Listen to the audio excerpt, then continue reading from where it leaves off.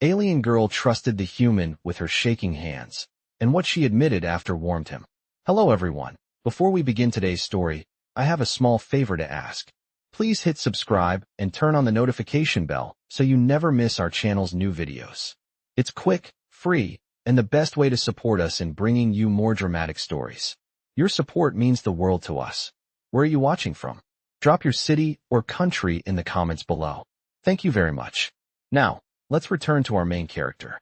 The storm rolled over the ridge like a living thing, its static hiss crackling against Ethan Cole's helmet as he ducked under an outcropping of black stone. The air tasted metallic, dry, and cold enough to sting his teeth. His suit display flickered around the edges, battery at 12%, external temperature 9 degrees below zero, wind speed climbing. He exhaled slowly, watching the condensation plume in front of him before fading into the dark. Then he saw her. A faint turquoise glow trembled near the cave entrance, pulsing like a heartbeat. Ethan narrowed his eyes, adjusting his visor just enough to bring her shape into focus. Small, thin, shoulders curled inward as if trying to disappear into the rock itself. And her hands, those luminous, trembling hands, were clasped together tight enough to blanch the knuckles. She wasn't wearing full armor, only a cracked forearm plate and a short cloak that fluttered helplessly in the wind. For a second, Ethan wondered if she even noticed the cold cutting through the air like broken glass. But then her breath hitched, shallow and uneven, and that answered everything. He stepped forward slowly, careful not to startle her. The ground crunched under his boots, a thin layer of frost snapping like brittle sugar. She flinched. The glow from her skin brightened in a sharp pulse, as if reacting to fear. Ethan lifted both hands, palms outward. His voice stayed low, steady, softened at the edges the way he spoke to frightened hikers during rescue rotations back home. Hey, it's okay. I won't come any closer if you don't want me to. Her silver eyes flicked up, wide and uncertain. She tried to speak, but the words caught against the shaking in her chest.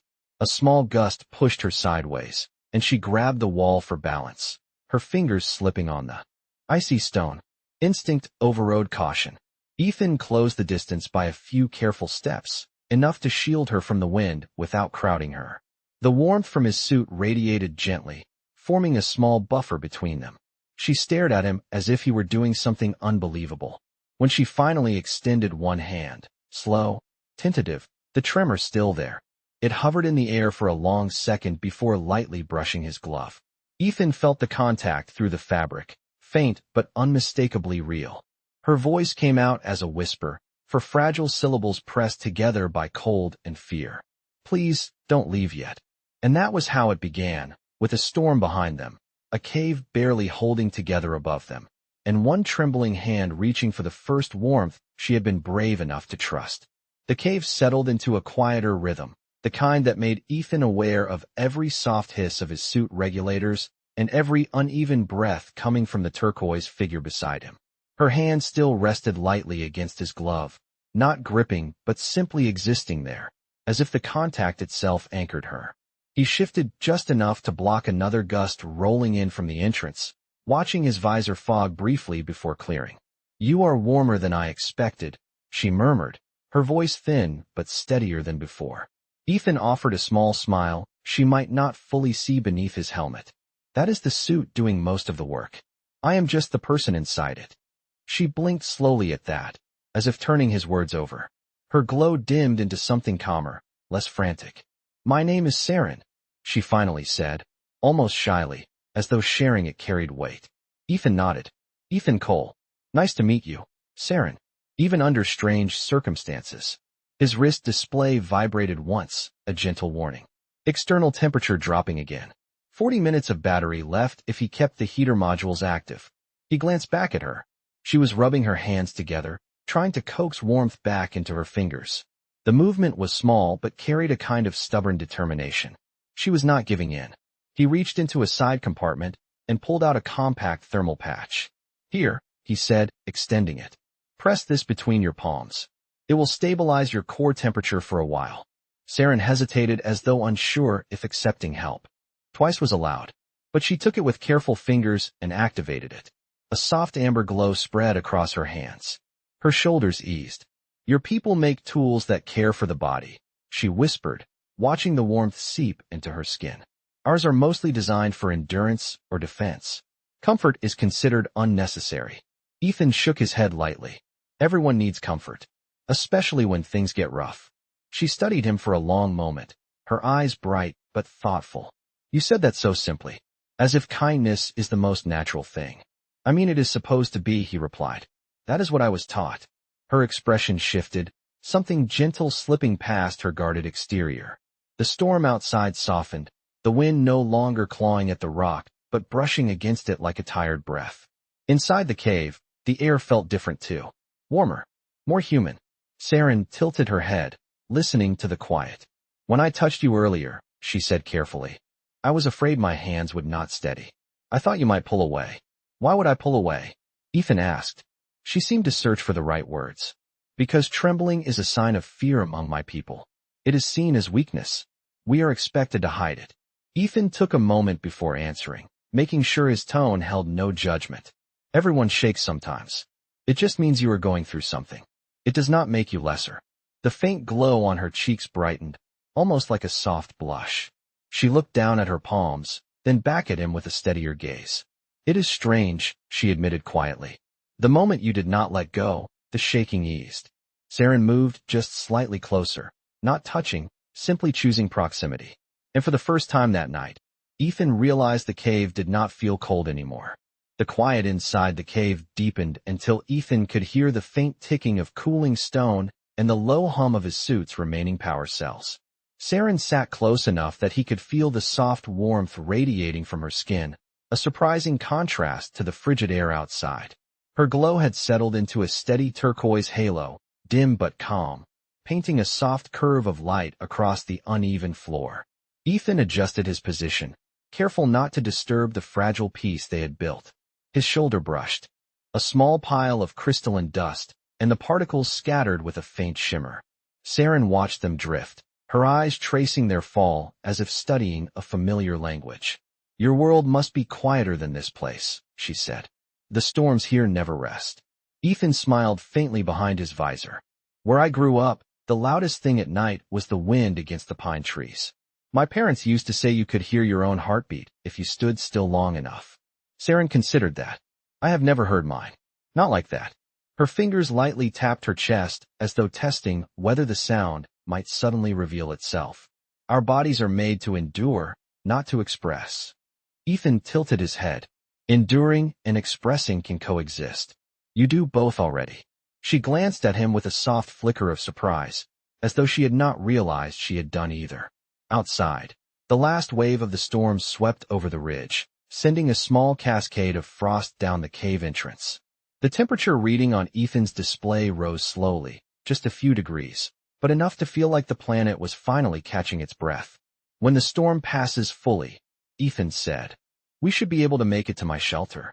It is not far, about a half-mile west. Saren's glow dimmed for a moment, not from fear, but contemplation. Will it be warm there? Warmer than here, he answered. And safe. She nodded, but she did not stand. Instead, she shifted her gaze toward his hands, the same hands she had clung to earlier, her expression thoughtful. Ethan, she said softly, there is something I must tell you. He waited, sensing the weight in her tone. Her eyes lifted to his, silver and open. When I reached for you before, I was not only cold. She paused, collecting the words like delicate pieces. I reached because I sensed something in you. Something steady.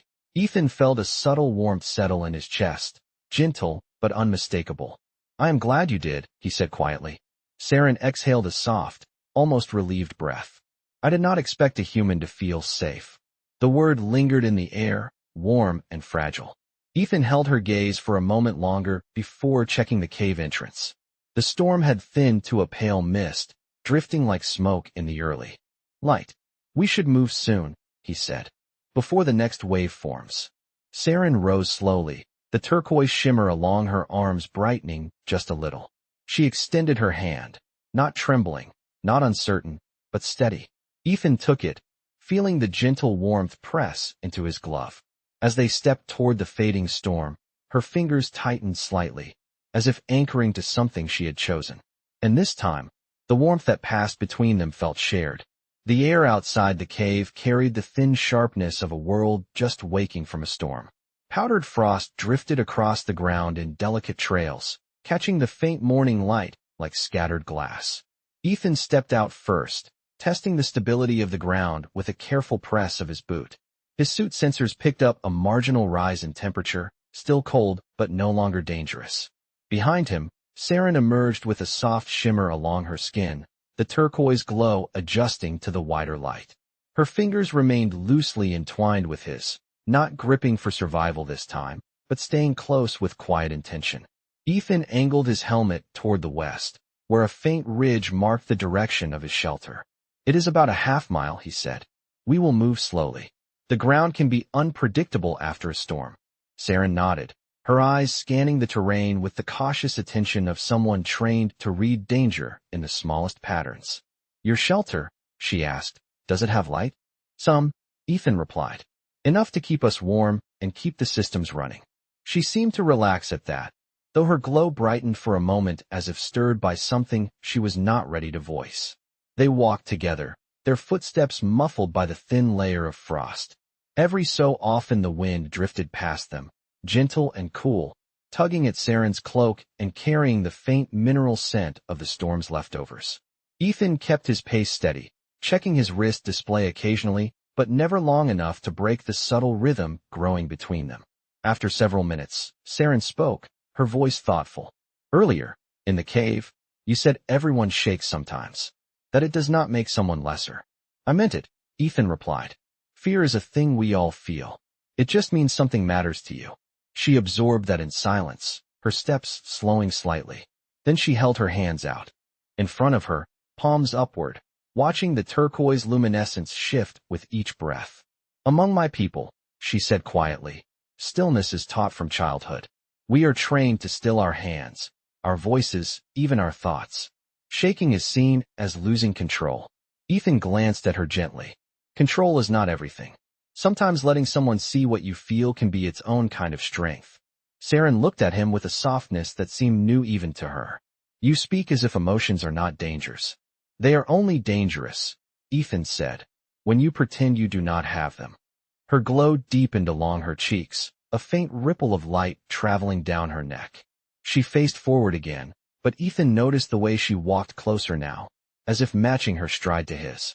The ridge ahead grew clearer, the shape of his small shelter just beginning to rise from behind a cluster of dark stones. Its signal beacon blinked faintly, a small pulse of yellow against the gray landscape. "We are close," Ethan said. "You will be able to rest soon." Saren exhaled, a slow and steady breath that left a small swirl of light in the air. "Rest," she repeated softly, as if tasting the word. "Your people give such gentle names to safety." They approached the shelter's entrance, and for the first time since the storm began, Ethan felt the tension ease from his shoulders. Saren paused just before stepping inside, turning to him with her silver eyes warm and steady. "Ethan," she said, her voice low but certain, "I am not used to trusting someone so quickly." He met her gaze without shifting. "Then take your time," he replied. "I am not going anywhere." Her glow softened, and she stepped through the doorway, her presence filling the small space with quiet warmth. Ethan followed, letting the door slide shut behind them, sealing in the calm they had carried from the storm. The shelter's interior warmed slowly, its systems humming back to life as Ethan activated the main power node. Soft yellow lights rose along the curved walls, pushing back the cold with a gentle glow. Saren stepped inside fully, turning her head as if listening to the warmth itself. Her turquoise shimmer brightened in response, reflecting off the metallic panels in quiet ripples. Ethan removed his helmet, setting it on a small storage shelf. The air inside was dry and mild, carrying the faint scent of warm circuitry and the mineral dust they had tracked in. Saren watched him with careful curiosity, her silver eyes studying the lines of his face now unobscured. "Your atmosphere feels different without the helmet," she said softly. "Less filtered, more alive." Ethan smiled. "It is not perfect, but it is breathable. Good enough for now." She moved toward the center of the shelter, her steps light, almost soundless. The soft hum of the heater units brushed against her skin, and her glow adjusted as if in conversation with the warm air. She lifted her hands, holding them near the vent, watching the warmth spread through her fingers. "Your machines make warmth feel deliberate," she murmured, "as if they choose to care for the ones inside." Ethan leaned against a support beam, his arms loosely crossed. "They do what we cannot always do ourselves. They protect us when nature gets unpredictable." Saren turned her head, considering that. "On my world, protection is a lesson taught with sternness. Warmth is taught with caution." She lowered her hands slowly, letting the glow fade back into a steady pulse. "But you move through both as if they are the same." Ethan shook his head lightly. "Maybe because they are. You cannot have real protection without care. And you cannot offer real warmth if you are afraid to show it." Saren absorbed those words, her eyes softening in the low light. She approached the small bench near the wall and sat down, her posture relaxed for the first time since he had found her. The glow along her collarbones pulsed in a slow, rhythmic pattern, matching the shelter's steady hum.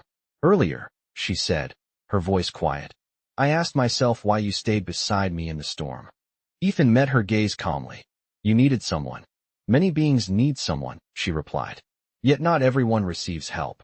He moved closer, pulling a thermal blanket from a storage compartment and placing it near her, just within reach. "Needing help is never the problem," he said. "Being ignored is." Saren brushed her fingers across the edge of the blanket, tracing the soft fibers with gentle curiosity. She looked up at him again, her expression thoughtful and open. "My people believe emotional closeness creates instability, that it clouds the mind and weakens the path of logic." Ethan sat beside her, leaving a respectful space but close enough to share the warmth radiating from the heater. "Logic has its place," he said, "but so does connection. I think ignoring either one causes harm." Saren's glow brightened in a slow wave, illuminating the side of his face. "When I stood next to you in the storm, I felt something shift. Not fear. Something else." Ethan breathed in, steady and warm. "What did you feel?" She placed a hand over her chest, fingertips resting against the soft pulse beneath her skin. "I felt still, as if my thoughts stopped running." Her eyes met his, bright and steady. "Humans bring calm differently than any species I have known." Outside, another gust of wind passed across the shelter, gentle and harmless this time. Inside, silence settled around them, warm and full, carrying the unspoken truth she was only beginning to understand. The shelter settled into a gentle hum, the kind that made every sound feel closer, softer, as if the walls themselves listened. Ethan adjusted one of the heater vents, guiding a warmer stream of air towards Saren.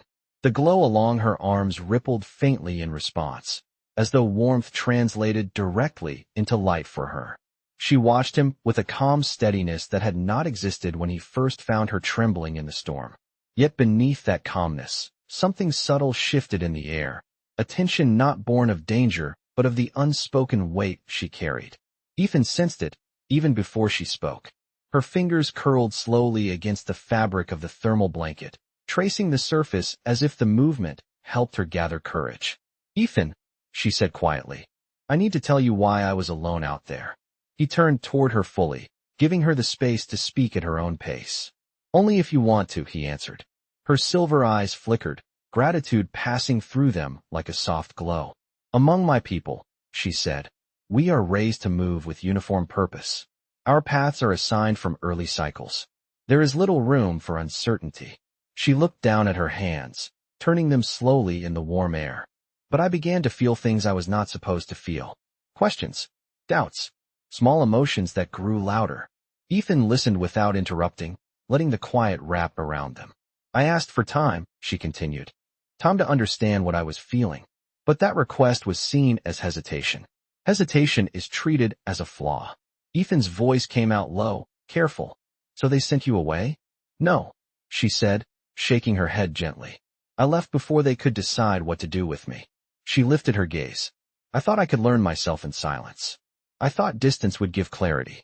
The glow around her dimmed at the edges, not with fear, but with the memory of loneliness. "The storm found me before clarity did." Ethan shifted slightly closer, not touching, but letting his presence be something steady she could lean toward. "Everyone needs space to understand themselves," he said. "There is nothing weak in that."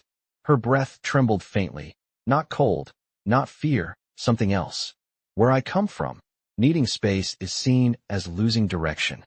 Maybe, Ethan said gently. You were finding a new direction. Saren looked at him as if the idea itself warmed her. Her glow brightened in a soft wave along her arms, lighting the space between them. When you stayed beside me, she said, when you did not pull away from my shaking hands, I felt something shift, something I had been afraid to name. Ethan waited, letting her choose the words. I felt seen, she whispered. Not as a role, not as an expectation, just seen. The heater hummed softly. The lights dimmed and brightened with the steady pulse of the power cells. Time moved gently around them. Ethan let out a slow breath. You deserve that, he said. Everyone does. Saren's fingers loosened around the blanket. Her glow softened, settling into a warm halo around her shoulders. I did not know humans could make someone feel understood with such simple presence, she admitted. Ethan held her gaze, steady and quiet. Sometimes the simplest things matter most. Outside, the wind brushed against the shelter like a distant sigh. Inside, Saren leaned just slightly closer, her voice almost a whisper. Ethan, I think meeting you changed more than the storm ever could. Her words settled into the warm air between them, gentle and true, carrying a weight that felt like the beginning of something she had never been allowed to explore until now. The warmth inside the shelter held steady, wrapping the small space in a calm that felt almost suspended in time. Ethan checked the external sensors from his console, watching the last fragments of the storm drift across the display in soft streaks of pale blue. It was clearing faster than he expected. A few more minutes, and the world outside would be safe enough to travel through. Behind him, Saren sat with her hands resting lightly on her knees, her glow shifting in slow pulses that reflected the steady rhythm of her breath. She looked more grounded now, more present, as if the warmth of the shelter had settled something deep inside her. Yet her eyes carried a new brightness, something unspoken pressing gently at the edges of her calm. Ethan, she said softly, there is more I must tell you. He turned toward her, giving her his full attention. The gentle hum of the shelter filled the spaces between them, a kind of soft reassurance that whatever she was about to share could exist safely here. Saren lifted one hand, watching the glow along her fingers brighten in response to her rising emotion. I told you I left my people because of doubts, she began. That was true, but it was not the whole truth. Ethan stepped closer, settling on the bench beside her with the same patient steadiness he had shown since the storm. Whatever it is, he said quietly, you can say it. She drew a slow breath, and the turquoise light along her shoulders shimmered faintly. I was not just questioning myself. I was questioning what I had been taught about your kind. Ethan blinked, taken slightly by surprise. About humans? She nodded. We learn from early cycles that humans act with unpredictability, that your emotions shift like weather, that your kindness is momentary, not enduring. We are taught to be cautious. Her voice softened on the last word, as if remembering the weight those lessons carried. Ethan leaned forward slightly, elbows resting on his knees. And you believe that? I wanted to, she said, eyes lowering. It is easier to follow a lesson than to question it. Her gaze lifted again, silver and bright in the warm light. But when your hands held mine, when you stayed instead of leaving, the lesson cracked. And I could not ignore that. Ethan felt something quiet and warm settle in his chest. He did not speak, letting the silence invite her to continue. Saren's glow brightened at her collarbones, spreading outward in a soft wave. There is something else, she whispered. Something I have not told anyone. She paused, steadying herself with a breath. My people can sense emotional resonance through touch. When I reached for you in the storm, I thought I would feel fear or hesitation. Instead, her voice softened into a fragile whisper. I felt warmth. Steady, patient warmth. And it did not match anything I had been taught. Ethan held her gaze, his voice low. What did it feel like to you? Saren's glow softened, turning gentle and luminous. It felt safe. The word lingered in the air, quiet but undeniable. She continued, her voice threaded with sincerity. I realized something in that moment. Humans are not unpredictable the way I was taught. You are unpredictable because you choose kindness even when the world gives you every reason not to. That is harder to understand, and much harder to resist. Ethan exhaled slowly, the weight of her confession settling gently between them. She looked down at her hands, then back up at him with a quiet, steady courage. "The truth I needed to tell you is this," she said softly. "I did not just trust you because I needed warmth. I trusted you because I felt your heart speak before you ever said a word." Outside, the last traces of the storm drifted into silence. Inside, the air felt warm and full, carrying the quiet shift of two worlds meeting in the softest possible way. The last echoes of the storm faded into a distant hush, leaving the shelter wrapped in a warm, steady quiet. Ethan stood near the door, checking the final readings on the exterior sensors. The sky outside showed soft streaks of muted gold through the thinning clouds, the kind of calm that only arrived after a world had finished trembling. Behind him, Saren remained seated on the bench, her hands folded gently in her lap. The turquoise glow along her skin had softened into a warm, even pulse, reflecting a peace that had taken hours to earn. She watched Ethan with quiet focus, as if memorizing the way he moved, the way he breathed, the way his presence filled a room without demanding anything in return. When he turned back toward her, she held his gaze without hesitation. It was the first time she had ever met his eyes without flinching at the weight of her own emotions. "The storm has cleared," Ethan said gently. "If you want, we can head out in a little while. There are safer routes we can follow now." Saren nodded slowly, but she did not rise. Instead, she looked down at her hands, turning them palm up in the soft glow of the shelter lights. "Ethan," she said softly, "there is something I need to tell you before we leave." He stepped closer, sensing the importance in her voice. She shifted, the glow along her shoulders deepening as she gathered the courage to let her truth climb into the open air.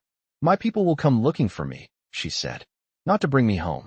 To decide what to do with someone who broke from the path." Ethan's chest tightened, but he kept his voice steady. "Whatever happens, you will not face it alone." She lifted her head, silver eyes brightening with quiet gratitude. "There is more," she whispered. "If they find us together, they will ask why I stayed near you. Why I trusted you. Why I touched you." She paused, taking a slow breath that illuminated her collarbones in a gentle turquoise light. "And I will have to answer honestly." Ethan lowered himself to sit beside her, close enough to share warmth, far enough to let her choose the rest. "What will you tell them?" For a moment, the only sound was the soft hum of the heater and the faint crackle of warm air.